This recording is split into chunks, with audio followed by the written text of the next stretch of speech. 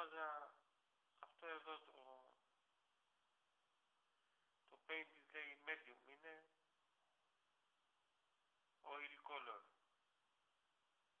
Προφανώς γι' αυτό δεν μου έκανε wash και χρησιμοποιώ και τις Vancouver, τις λαδομπογιές. Αυτά είναι. Τώρα λέω να βάλω αυτή τη λαδομπογιά με αυτό εδώ